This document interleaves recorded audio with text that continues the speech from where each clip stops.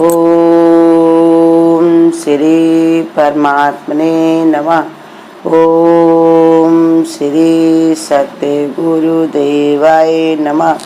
देखिए बता रहे भगवान, ये है 8वें अध्याय का 7वां श्लोक। इसलिए हे अर्जुन, तू सब समय निरंतर मेरा ही स्मरण कर और युद्ध भी कर। इस प्रकार मेरे में अर्पण के हुए मन बुद्धि से युक्त हुआ निसंदेह तू मेरे को ही प्राप्त होगा। इसमें भगवान बता रहे कि जब तुम हर समय भगवान का ध्यान करते हो तभी तुमको हमारे आखिरी समय में जब शरीर को त्यागते हो तब तुमको अंतकाल में मुझको तब तुम प्राप्त कर पाते हो। इसके लिए करना क्या है? भगवान बता रहे कि इसलिए हमेशा मेरा ही स्मरण करो। इसी अपनी आदत बनाओ कि हर घड़ी भगवान का ही ध्यान भजन हो, निरंतरता उन्हीं में बनी रहे। संसार में निरंतरता बनाने की जरूरत नहीं है। ये आज मिला है और कल बिछड़ जाएगा, या हम ही चले जाएंगे या ये हमको छोड़ देगा। निरंतरता रखनी है तो किसमें? अपने परम पिता परमात्मा में। तो कहते उसी को युद्ध कर। युद्ध कर माने ये जीवन है संघर्ष, ये हमेशा इसमें कुछ ना कुछ चलता ही रहता है। एक काम से खाली हो गए दूसरा काम मिल जाएगा, एक बीमारी छूटेगी दूसरी आ जाएगी, समस्याएं भी ऐसे घर करे रहती हैं हमेशा।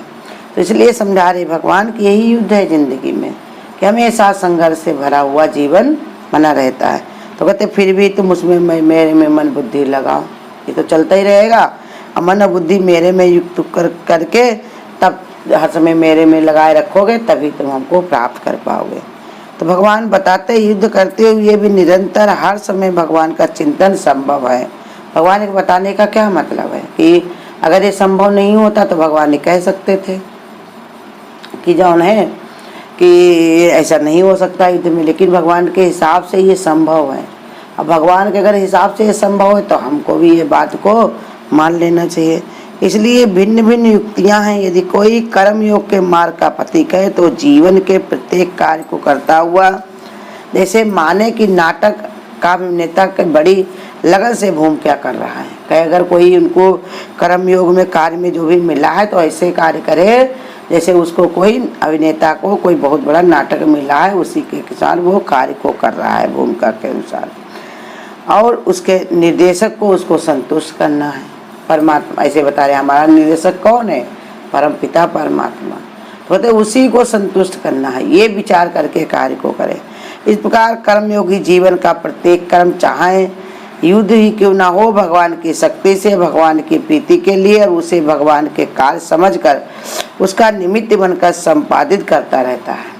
ये जो बताया कर्मयोगी होता है वो प्रत्येक कर्म में फल की इच्छा और अपनी आसक्ति को निकाल देता है। इस प्रकार भगवान का स्मरण प्रतिक्षण रहता है उसको, तब उसको हर समय भगवान का ही स्मरण रहता है। अब भक्ति योग का आचरण करने वाला बताया संसार की प्रत्येक परिस्थिति को भगवान की लीला समझता है, उसमें अपने सम्मिलित किए जाने पर अपना परम सौभाग्य समझता है और उसके स्मरण से ही भगवान स्वाभाविक रूप में रहते हैं। जैसे बताया जो भक्ति योग है, भक्ति योगी है, वो हमेशा जो भी आचरण करता है कैसी भी स्थिति परिस्थिति आए लेकिन वो लीला ही भगवान की समझता है। अब अपने को सम्मिलित करने के लिए कहता है वो अपने को सौभाग्यशाली समझता है। भगवान तो चाहे किसी से भी कोई कार्य करवा ले, कैसे भी करवा ले, लेकिन अगर हमसे करवा रहा तो ये भगवान की बहुत बड़ी कृपा है। क्योंकि मनुष्य क्या है? गलती का पुतला है, उसके पास ना विवेक कहाँ जो कोई कार्य भगवान का वो कर पाए। लेकिन अगर करवाता है भगवान तो ये बात का सौभाग्य समझना चाहिए अपना, कि भगवान ने हमको मौका दिया, ऐसा समय दिया, ऐसी बुद्धि और विचार दिया जो हम ऐसा कोई कार्य कर पा रहे हैं। तो इसलिए समझा रहे भगवान कि वो हमेशा इस बात का शुक्राना करे, भगवान का शुक्राना करे, भगवान का हमेशा जो है याद करे, स्मरण करे। तो कहते हैं उससे स्वभाव बना ले वो अपना, हमेशा भगवान की याद, प्रिय की चर्चा या प्रिय का प्रचार। जैसे हनुमान को बताया कि हनुमान जब लौट करके भगवान के पास आए तो भगवान ने अचंभे से उनसे पूछा कि भगवान ने पूछा हनुमान तुमने इतना लंबी छलांग कैसे लगा दी समुद्र की, और फिर इतनी बड़ी सोने की लंका कैसे जला दी, और अक्षय कुमार को कैसे मार दिया? तो हनुमान हंसने लगे, कहा भगवान सब आपकी ही कृपा से।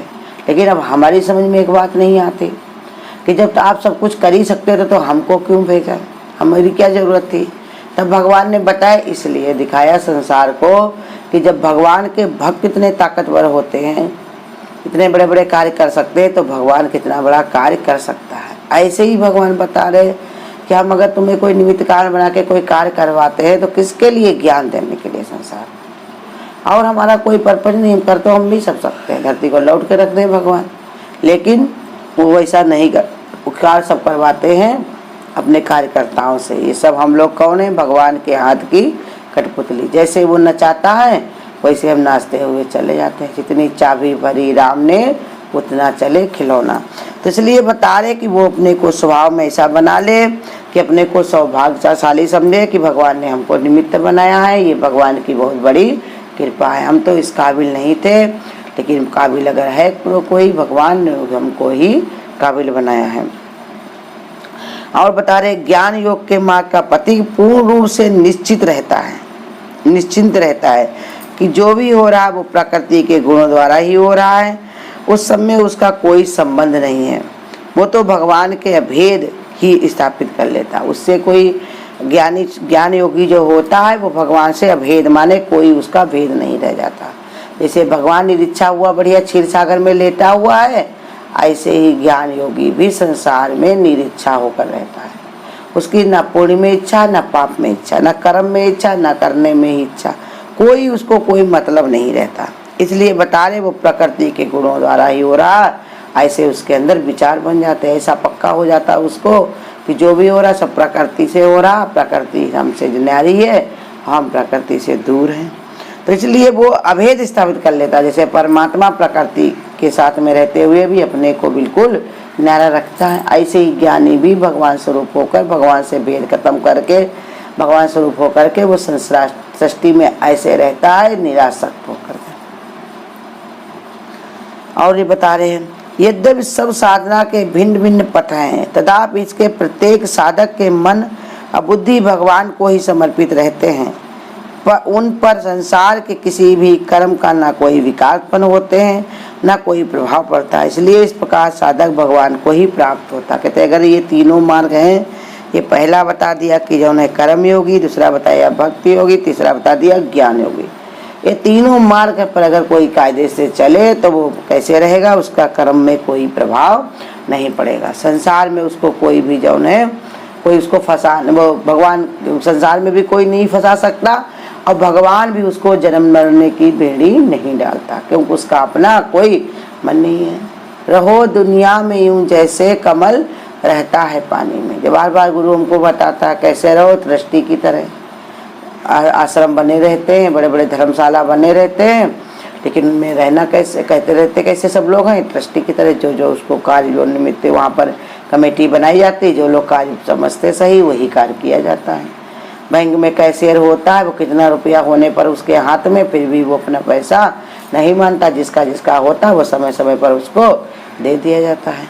ऐसे ये हमको भी बता रहे भगवान कि तुम संसार में ऐसे रहो कि कुछ भी तुम्हारा नहीं है, और देख रेख करनी है तो ऐसे करनी कि सब कुछ हमारा है, हमारे परमात्मा का है। अब अगर कोई चीज़ बिगड़ रही है या हमारा कोई उससे फंसाव हो रहा, तो इसको ऐसे समझो कि जो भी है सब भगवान का है, भगवान जाने, इसकी जिम्मेदारी भगवान के पास है। तो कहते फिर उसको यहाँ कर्मों का कोई प्रभाव नहीं पड़ता। अगर ऐसे विचार उसके अंदर आ जाए, ऐसा भाव बन जाए तो इसलिए समझा रहे भगवान रूप अव्यक्त, भगवान का रूप अव्यक्त है और निराकार है, परंतु विभिन्न यज्ञ रूपी क्रियाओं के इस रूप को साक्षात्कार किया जाता है।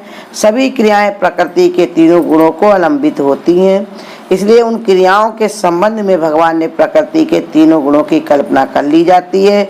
इस प्रकार ये रूप सगुण निराकार कहलाता है। इस रूप का चिंतन करके मनुष्य अंत काल में इस प्रकार भगवान को प्राप्त हो जाता है।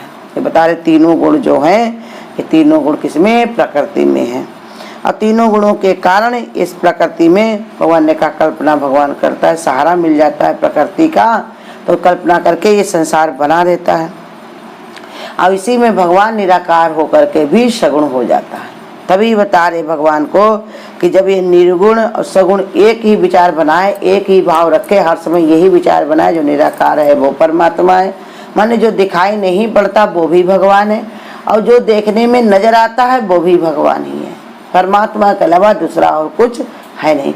ऐसी बुद्धि विचार अगर हमारी बनती है तो इसलिए बताया कि फिर रूप चिंतन करके मनुष्य जब निराकार रूप भगवान का है, सगुण रूप निराकार कहलाता है, यही रूप को विचार करके मन में भाव डाल करके मनुष्य अंत काल में मुझको ही याद करता है। जब ऐसा अभ्यास बन गया कि सब कुछ भगवान ही भगवान ही भगवान ही है, तो फिर उसको अंतकाल में कोई और चीज़ की याद नहीं रहती, क्योंकि भगवान में ही रम गया है उसका मन, उसी में भगवान में ही चित्त जुड़ गया है, तो उसके चित्त को कोई हटा नहीं सकता।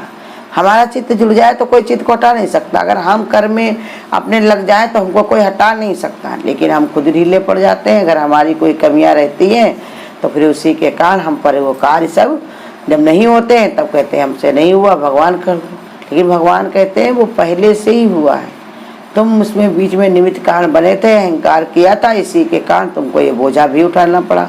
और नहीं तो सब कार्य स्वयं भगवान से ही हो रहे हैं।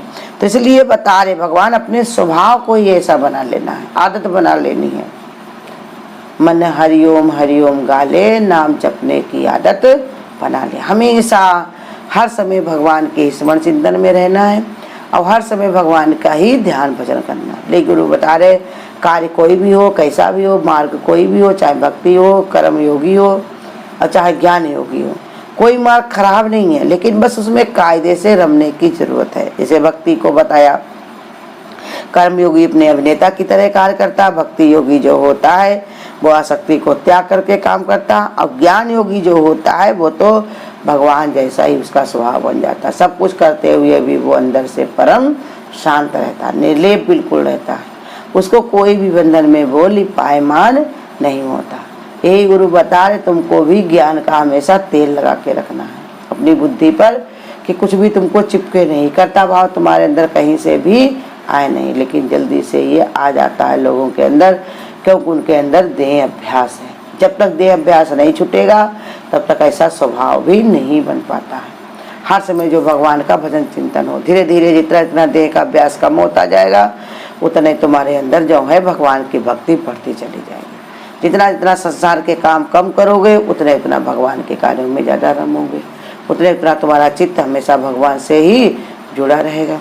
तो इसलिए समझा रहे भगवान कि प्रत्येक साधक के मन और बुद्धि भगवान को समर्पित रखनी चाहिए। अगर वो साधक है भगवान का ही भक्त है, भगवान के कार्य के लिए रत हुआ, या ऐसा कोई संकल्प उठाया, कसम उठाई है कि अपने कर्म भी हम काटेंगे और भगवान का भजन करके ये भवसागर को हम पार कर लेंगे, तो वह डबल काम करना है। तो उसके लिए डबल मेहनत की भी जरूरत है, शरीर को भी लगाना और मन को भी। शरीर को कहाँ लगाना, मन को कहाँ लगाना, ये रोज गुरु हमको बता रहा है। शरीर को संसार में लगाओ और मन को अपने परमात्मा में लगा कर रखो। कोई भी चीज़ों में तुम्हारा जो है मन से उलझे नहीं कि हमने ये किया है, ये कर्ता भाव तुमको हमेशा बोझिल बना के रखेगा। जो भी हो रहा सब प्रकृति से हो रहा, सब अपने आप से हो रहा, पहले से ही लिखा हुआ है। जो बन रहा बिगड़ रहा सब भगवान की मर्जी से हो रहा। जैसे अर्जुन से भगवान ने यही बताया कि तुम हमारे कहने से युद्ध तो करो, लेकिन लाभ हानि जो भी मिलेगी दोनों में तुम संतुष्ट रहना। जो तुम्हारे भाग्य में होगा वो तुमको मिलेगा। ये सोच के मत करो कि मेरी हार हो जाएगी, या यही सोच के मत करो कि मेरी जीत हो जाएगी। जीत होगी वो भी हमारी होगी और हार होगी वो भी हमारी ही होगी। भगवान के अलावा और किसी की न हार है, न जीत है, न कोई कर्म है। स्वयं भगवान ही सबके अंदर बैठ करके सारे कर्मों को करने वाला है।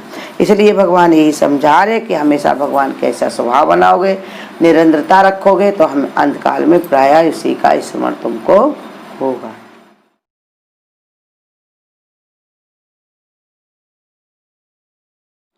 कर्मों की खेती बंदे खुद ही तू काटेगा, सुख दुख तेरा कोई और नहीं बांटेगा।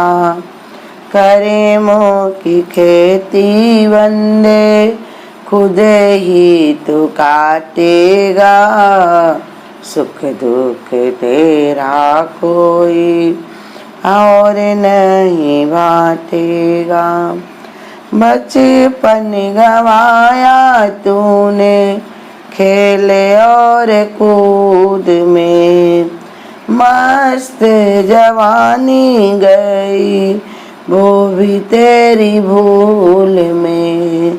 बचपन गवाया तूने खेल और कूद में, मस्त जवानी गई वो भी तेरी भूल में।